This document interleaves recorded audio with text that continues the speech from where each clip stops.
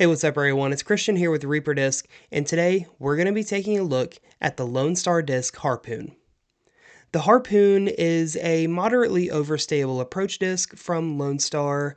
It's coming in with flight numbers of 4302, and it's fairly overstable. Like I said, it's not the most overstable thing out currently on the market.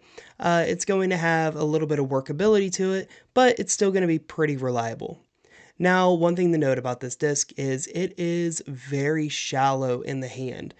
This is one of the more shallow feeling approach discs that, I've had in quite a while. I'm personally used to things like the Harp, the Zone, the Toro, things of that nature that are really deep. They kind of fit bigger hands. So picking up the Harpoon for the first time was a little bit of a shock and took a little getting used to, especially throwing it for this test was getting used to that shallow rim feel again. Once I did though, I did start seeing some pretty nice flights out of this, and ultimately, I don't think that the shallow rim is going to be too big of a deterrent. So let's get into exactly how it flew. When thrown on a hyzer release, it did have a little bit of a flip up to it, kind of getting back up to flat, flying fairly straight for a little bit, but then it did start to fade pretty quickly. It's not necessarily dumpy, but it did have a pretty solid fade on it there toward the end. Now, when thrown flat, this thing flew straight for a majority of the flight. It seemed to cut through the air with that really low profile and flat top. It seemed to just kind of slice through the air really efficiently before kind of having a nice moderate fade there at the very end. Now, when thrown on anhyzer, it didn't necessarily hold the anhyzer angle the entire flight, but it held it surprisingly longer than what I would have thought. It got up in the air, and as it started coming down, it was still holding that anhyzer angle, but I did throw it just a little bit too nose up, so it kind of faded out a little prematurely.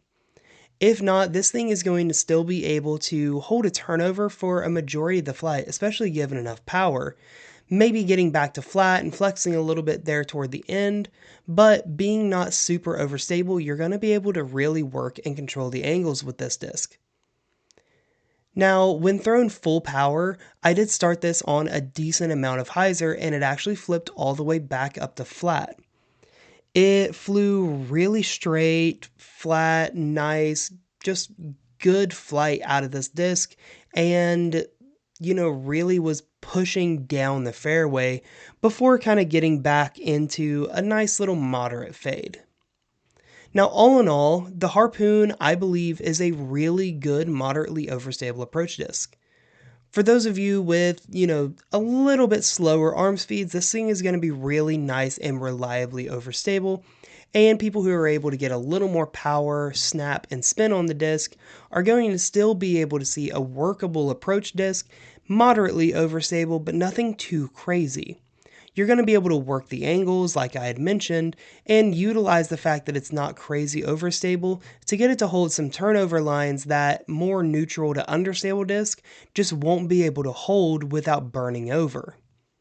Now, if you have smaller hands, this is actually going to be a really good choice for you because, like I had mentioned, a lot of the discs that typically fit this slot are very, very deep dish discs. Things like the Harp and the Toro are very deep and a lot of times require some really big hands to be able to hold them comfortably and get a good clean release time after time. The Harpoon, however, being more shallow, is going to be a lot friendlier to those, smaller hand throwers who are still wanting that same flight, but just, things like, the Harp or the Zone, Toro, things like that are just not going to be as comfortable for. This right here should actually be right up your alley if that sounds like you.